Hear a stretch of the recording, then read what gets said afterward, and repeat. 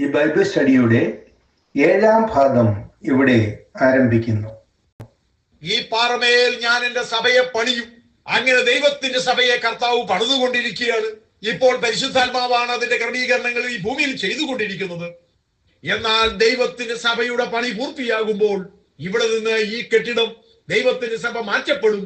ആ കാലം ഏറ്റവും ആസന്നമായിരിക്കുകയുമാണ്. ഈ വിഷയത്തോടുള്ള ബന്ധത്തിൽ 1-2 തെറ്റിദ്ധാരണകളിലൂടെ തിരുത്തിയിട്ട് ഈ പ്രസംഗം ഇവിടെ കൺക്ലൂഡ് ചെയ്യുവാൻ ഞാൻ ആഗ്രഹിക്കുന്നു. ദൈവത്തിന്റെ സഭ എന്ന് പറയുമ്പോൾ പലരും തെറ്റിദ്ധരിക്കുന്നത് ഇന്ന് നാം കാണുന്ന പല സംഘടനയുമാണ് ദൈവത്തിന്റെ സഭ എന്നാണ്. കത്തോലിക്ക സഭ വിശ്വസിക്കുന്നത് കത്തോലിക്ക സഭ എന്ന് പറയുന്ന ആ സംഘടനയാണ് ദൈവത്തിന്റെ സഭ എന്നാണ്. കത്തോലിക്ക സഭ എന്ന സംഘടനയിൽ അംഗത്വം എടുത്തില്ലെങ്കിൽ സ്വർഗത്തിൽ പോകത്തില്ല എന്നാണ് അവരുടെ പഠിപ്പിക്കൽ. അത് ശരിയായ നിലപാടല്ല. അതുപോലെ യാക്കോബ, ഓർത്തഡോക്സ്, മർത്തോമ തുടങ്ങിയ സഭകൾക്കൊക്കെ ഇത്തരത്തിലുള്ള വിശ്വാസമുണ്ട്. യഹോവ സാക്ഷികൾ പറയുന്നത് യഹോവ സാക്ഷി എന്ന സംഘടനയാണ് ദൈവത്തിന്റെ സഭയെന്നാണ്. ശാബതുകാർ പറയുന്നത് ആ സെവന്ത് ഡേ അഡ്വന്റിസ്റ്റ് ചർച്ച് എന്ന് പറയുന്ന സംഘടനയാണ് ദൈവസഭയെന്നാണ്.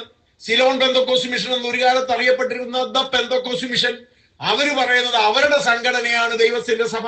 അവരുടെ സംഘടനയിൽ നിന്നും പുറത്തു പോയാൽ ദൈവത്തിന്റെ സഭയിൽ നിന്നും പുറത്തു പോകുമെന്നാണ്. പല പെന്തക്കോസ്റ്റ് വിഭാഗങ്ങളുണ്ട്. അവരും പറയാറുണ്ട് ഞങ്ങളുടെ സഭയാണ് ദൈവത്തിന്റെ സഭ. ചിലര് പറയും ഞങ്ങളുടെ ഈ സംഘടന മാത്രമല്ല, എന്നാലും ഞങ്ങളുടേതും ദൈവസഭയാണ്. ആരെല്ലാം എന്തെല്ലാം പറഞ്ഞാലും ഒരു സംഘടനയും ദൈവസഭയല്ല. വിശ്വാസികളുടെ പ്രാദേശിക കൂട്ടമായ കൊരിന്തിലെ സഭ, ഗലാത്യയിലെ സഭ, കുമ്പനാട്ടെ സഭ, തിരുവല്ലയിലെ സഭ, കോട്ടയത്തെ സഭ, അങ്ങനെയുള്ള പ്രാദേശിക കൂട്ടങ്ങൾ, ഈ എല്ലാ പ്രാദേശിക കൂട്ടങ്ങളും ലോകമെമ്പാടുമുള്ള എല്ലാ പ്രാദേശിക സഭകളും അവ ഒന്നുചേരുന്നതാണ് ദൈവത്തിന്റെ സഭ എന്ന് പറയുന്നത്. അതൊരു സംഘടനയല്ല.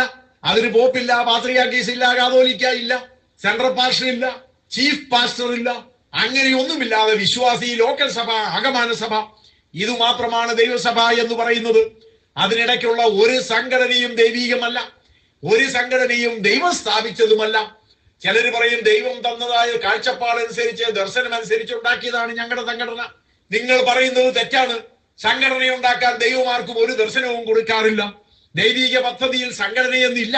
ചിലര് പറഞ്ഞ് എന്നോട് ദൈവം പറഞ്ഞിട്ട് ഞാൻ ഉണ്ടാക്കിയതാണ്, വെറുതെ നിനക്ക് തോന്നിയതാണ്, അഥവാ നീ എന്തെങ്കിലും ശബ്ദം കേട്ടെങ്കിൽ അത് സാത്താനിൽ നിന്ന് കേട്ട ശബ്ദമാണ്.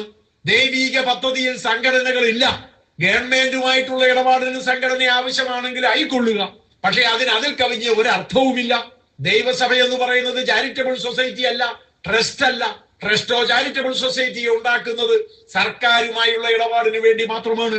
ദൈവത്തിന്റെ സഭ എന്ന് പറയുന്നത് IPC എന്ന ചാരിറ്റബിൾ സൊസൈറ്റി അല്ല, അല്ലെങ്കിൽ ചർച്ച് ഓഫ് ഗോഡ് എന്ന് പറയുന്ന ചാരിറ്റബിൾ സൊസൈറ്റി അല്ല. പുതുതായി നാം നാളെ മറ്റൊന്നുണ്ടാക്കിയാൽ അതുമല്ല. വിശ്വാസികളുടെ പ്രാദേശിക കൂട്ടമായ പ്രാദേശിക സഭ, എല്ലാ പ്രാദേശിക സഭകളും ചേർന്നുണ്ടാകുന്ന ആഗമന സഭ, ഇത് മാത്രമാണ് ദൈവസഭ എന്ന് നാം മനസ്സിലാക്കേണ്ടതാണ്. അതുപോലെ തന്നെ പലർക്കും ഒരു ധാരണയുണ്ട്, ഈ സംഘടനയുടെ നേതാക്കന്മാർ ഒരാളെ കൈവച്ച് വേർതിരിക്കുമ്പോൾ അവർ സഭയുടെ നേതാക്കന്മാരായി മാറുന്നു എന്ന്. അതും തെറ്റിദ്ധാരണയാണ്. മറ്റു ചില പ്രസംഗങ്ങളിൽ അതിനെക്കുറിച്ച് ഞാൻ തുറന്ന് വിശദീകരിക്കുവാൻ ആഗ്രഹിക്കുന്നു. അതുകൊണ്ട് ഇവിടെ ആ വിഷയത്തെ കുറിച്ച് കൂടുതലായി പറയുന്നില്ല. മറ്റൊരു തെറ്റിദ്ധാരണയുള്ളത് സെന്റ് തോമസ് കേരളത്തിൽ വന്ന് 7 പള്ളികൾ സ്ഥാപിച്ചു എന്നാണ്. അതും തികഞ്ഞ തെറ്റിദ്ധാരണയാണ് എന്ന് വളരെ വിനയത്തോടെ ഞാൻ അറിയിക്കട്ടെ. 1-ാം നൂറ്റാണ്ടിലോ 2-ാം നൂറ്റാണ്ടിലോ 3-ാം നൂറ്റാണ്ടിലോ പള്ളികൾ പണിയുന്ന പരിപാടിയേ ഇല്ലായിരുന്നു. സഭകൾ സ്ഥാപിക്കുക എന്ന് പറഞ്ഞാൽ പള്ളി പണിയുക എന്നുമല്ല അർത്ഥം. സെന്റ് തോമസ് കേരളത്തിൽ വന്നോ എന്ന് പോലും സംശയമുണ്ട്. വന്നു എന്ന് വെറുതെ ഒരു വാദത്തിന് വേണ്ടി അങ്ങനെ സമ്മതിച്ചാലും ഇവിടെ വന്ന് 7 പള്ളികൾ പണിതു എന്ന് പറയുന്നത് വിഡ്ഢിത്തമാണ്. ഇവിടെ പള്ളി പണിയാനല്ല സെന്റ് തോമസോ അല്ലെങ്കിൽ ഏതെങ്കിലും ദേവദാസനോ വന്നത്. കുരിശും കൊണ്ടുവന്നെന്നോ പള്ളി പണിതെന്നോ ഉള്ള കഥകളൊക്കെ വെറും കെട്ടുകഥകളാണ്.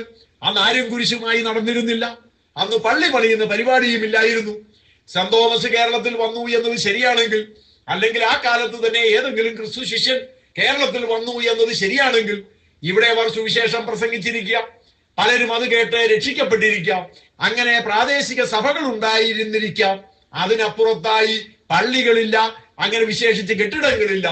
രക്ഷിക്കപ്പെട്ടവർ എവിടെയെങ്കിലും ഇരുന്ന് ആരാധിക്കും എന്നതിൽ കവിഞ്ഞ് ഒന്നും ദൈവസഭയുടെ പ്രമാണത്തിൽ ഇല്ല എന്നുകൂടി പറഞ്ഞുകൊണ്ട് ആ വിഷയം വിടട്ടെ. കർത്താവ് പറഞ്ഞു, നീ പത്രോസാകുന്നു, ഈ പാറമേൽ ഞാൻ എന്റെ സഭയെ പണിയും. അങ്ങനെ 1-ാം നൂറ്റാണ്ട് മുതൽ പണിയപ്പെട്ടുകൊണ്ടിരിക്കുന്ന ദൈവസഭയാകുന്ന മന്ദിരം, പെന്തക്കോസ്ത് നാളിൽ പണി ആരംഭിച്ചതായ ആ മന്ദിരം ഇപ്പോഴും പണിയപ്പെട്ടുകൊണ്ട് തന്നെയാണ് ഇരിക്കുന്നത്. എത്രയും വേഗം ഈ കെട്ടിടത്തിന്റെ പണി പൂർത്തിയാകും. അതോടെ ഈ ദൈവസഭയാകുന്ന മന്ദിരം ഇവിടെ നിന്ന് മാറ്റപ്പെടും. തുടർന്നുള്ള 7 വർഷം എതിർ ക്രിസ്തു എന്ന അന്ത്യക്രിസ്തുവിന്റെ ഭരണമാണ്. പിന്നീട് ആ 7 വർഷ പീരീഡ് കഴിയുമ്പോൾ കർത്താവ് തന്റെ വിശുദ്ധന്മാരുമായി ഭൂമിയിലേക്ക് കടന്നു വരികയും ഭൂമിയിൽ 1000 ആണ്ട് വാഴ്ച ആരംഭിക്കുകയും ചെയ്യും. അതൊക്കെ നാം ഇപ്പോൾ ചിന്തിച്ചു വരുന്ന വിഷയവുമായി നേരിട്ട് ബന്ധമുള്ള വിഷയങ്ങളല്ലാത്തതിനാൽ അതിന്റെ വിശദാംശങ്ങളിലേക്ക് ഞാൻ കടക്കുന്നില്ല. എങ്കിലും ദൈവത്തിന്റെ സഭയാകുന്ന ആ മന്ദിരം ക്രിസ്തുവാകുന്ന പാറമേൽ ക്രിസ്തു തന്നെ മൂലക്കല്ലായി അപ്പോസ്തലന്മാരും പ്രവാചകന്മാരും എന്ന അടിസ്ഥാനത്തിന്മേൽ പണിയപ്പെട്ടുകൊണ്ടിരിക്കുകയാണ്. അതൊരു സംഘടനയല്ല, രക്ഷിക്കപ്പെട്ടവരുടെ കൂട്ടമാണ്. യേശു ക്രിസ്തുവിനെ രക്ഷിതാവായി സ്വീകരിച്ച വീണ്ടും ജനനം പ്രാപിച്ച എല്ലാവരും ഈ ദൈവത്തിന്റെ സഭയുടെ അംഗങ്ങളാണ്. എന്നാൽ പാരമ്പര്യം പറഞ്ഞത് കൊണ്ട് അംഗമാകുകയില്ല. തോമാസ് ലീഗ മാമോദീസ കൊടുത്ത കുടുംബത്തിൽ പിറന്നത് കൊണ്ട് മാത്രം നീ ദൈവസഭയിലെ അംഗമാകുകയില്ല. വീണ്ടും ജനിച്ചല്ലാതെ ദൈവരാജ്യം കാണുവാൻ ആർക്കും കഴിയുകയില്ല എന്ന് ദൈവത്തിന്റെ വചനം വ്യക്തമായി പറയുന്നു. അതുകൊണ്ട് വീണ്ടും ജനനം പ്രാപിച്ച വ്യക്തികൾ മാത്രമാണ് ദൈവസഭയുടെ അംഗങ്ങൾ. വിശ്വാസിയുടെ മകനായി ജനിച്ചത് കൊണ്ട് മാത്രം ദൈവസഭയിലെ അംഗമാകുകയില്ല. ഏതെങ്കിലും പള്ളിയിലെ പുസ്തകത്തിൽ നിന്റെ പേരുള്ളത് കൊണ്ട് മാത്രം നീ ദൈവസഭയിലെ അംഗമാകുകയില്ല.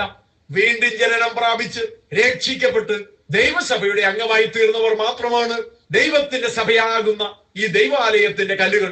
അങ്ങനെ വീണ്ടും ജനനം പ്രാപിക്കാത്ത ആരെങ്കിലും ഈ വാക്കുകൾ കേൾക്കുന്നുണ്ടെങ്കിൽ ഇതാ നിങ്ങളുടെ മുമ്പിൽ ഒരു അവസരമുണ്ട്.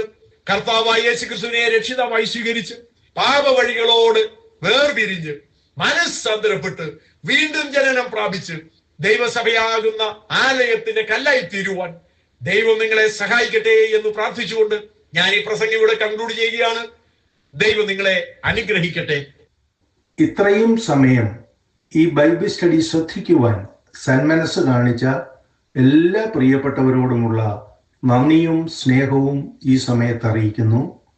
ഇതുപോലെയുള്ള മറ്റ് പ്രസംഗങ്ങൾ, ബൈബിൾ സ്റ്റഡി ഇവയൊക്കെ നിങ്ങൾക്ക് ലഭിക്കണമെന്നുണ്ടെങ്കിൽ 214-278-4052 എന്ന ടെലിഫോൺ നമ്പറിൽ വാട്സപ്പ് മെസ്സേജ് അയക്കുകയോ ടെക്സ്റ്റ് മെസ്സേജ് അയക്കുകയോ ചെയ്താൽ മറ്റ് പ്രസംഗങ്ങളും നിങ്ങൾക്ക് ലഭിക്കത്തക്കവണ്ണമുള്ള ക്രമീകരണങ്ങൾ ചെയ്യുന്നതാണ്. ദൈവം നമ്മെ ഏവരെയും ധാരാളമായി അനുഗ്രഹിക്കട്ടെ.